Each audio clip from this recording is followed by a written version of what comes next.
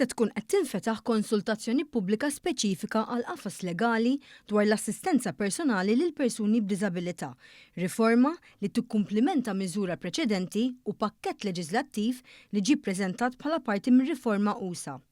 F'konferenza indirizzata mill-Ministru responsabbli Giulia Farrugia, intqal li dan il-pakkett li se jitressaq għal konsultazzjoni jikkonferma d-dritt għall-assistenza personali u jispjega li l-assistenza tista' tkun imħallsa jew volontarja.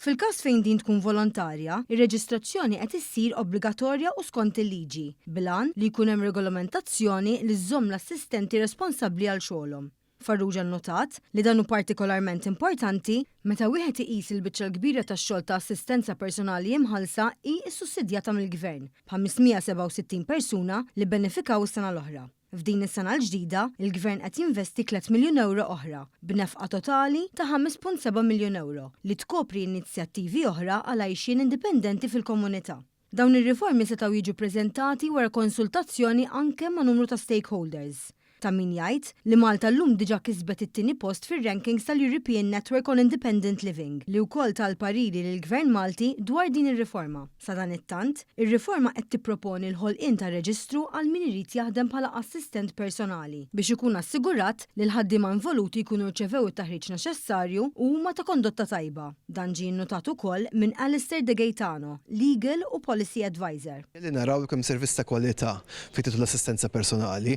allura ngħidu li jekk dan isir beħlas, ikun reġistrazzjoni sempliċi biex naraw persuna timxi ma' kodiċi ta' kondotta kif ukoll ikollha t-taħriġ meħtieġ.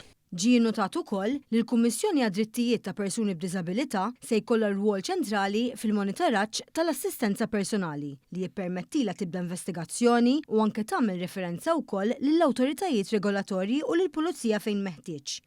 Il-Ministru Farrugia spjegat li din il-ħidma mibnija fuq diversi valuri fundamentali. Konsultazzjoni pubblika biex il-familji, il-persuni b'diżabilità jgħidulna kif din il-liġi li aħna qed nipproponu kif nistgħu ntejbuha. Prattikament se tagħti aktar għodda ta' empowerment, indipendenza lil persuni b'diżabilità imma wkoll lil dawn il-persuni li jaħdmu bħala assistent personali li għandhom ir-rimedji kollha pubbliċi u fajnejn il-liġi kif huma jistgħu jsibu dawk is-soluzzjonijiet għat-tagħhom.